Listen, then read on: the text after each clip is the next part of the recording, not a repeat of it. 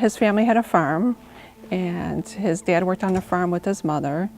And eventually, when my dad was 9 years old, his mom passed away. And then my grandfather ended up coming here to the United States, and my dad ended up staying behind and living with his grandparents. So after he had to finish school, and he's still working on the farm. It was a very wealthy farm. They were really well known in their little town. They had horses and animals and all the farm animals you can name.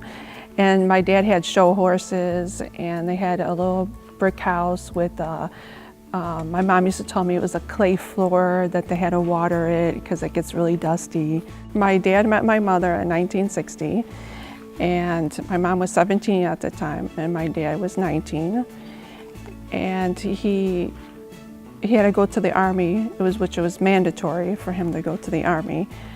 But my mom and dad didn't get married at the time, but my mom was pregnant with my older sister.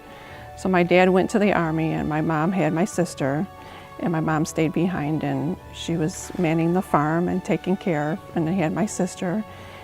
And then after about 3 years, well, he was in the Army for 2 years, and then when he came back, they had my other sister, Anna, and they lived on the farm, and they just lived farmland. They had nothing. They just had farm, and that was their living. And they had horse and buggies, and that's their way of life. There was no televisions, there was no cell phones, there was no computers. So then my grandpa wanted them to come to the United States. My dad didn't really want to come here because he was happy there and he was manning his farm. But then there was something, I'm not sure what took place, but there was some type of war starting to start in that area, and then my dad was worried that he has to go back to the Army, and he was a little nervous about that because he didn't want to leave his family behind. So then my grandpa got all the paperwork ready and have them come here to the United States. But they had to go through Austria. So they left Yugoslavia and they went to Austria, and they stayed there for about 6 months. And they both worked at a factory, a clothing factory. And my mom used to sew. She used to sew my sister's clothes. So after they stayed there for 6 months, they got their visas and ready to come here. And that's when they all came here to Dearborn, Michigan. And my grandpa lived at the house that I grew up in and gave the house to my dad and my mom and my 2 sisters.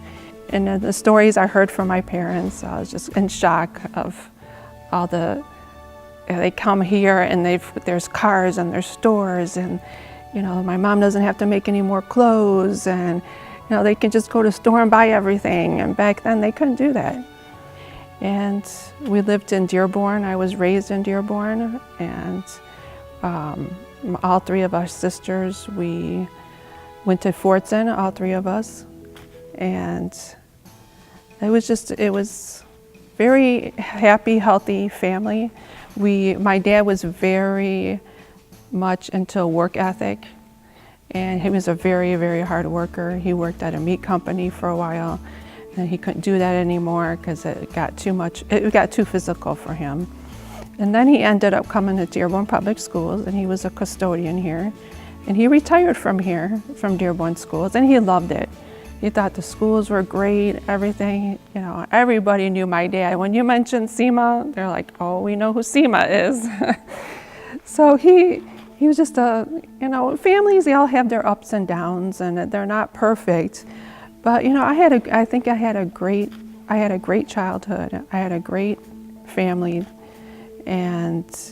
and I still, to this day, my dad instilled that work ethic, that family value, and I instilled all that in my kids. I think that I always instilled to them that work ethic, that family values that I learned.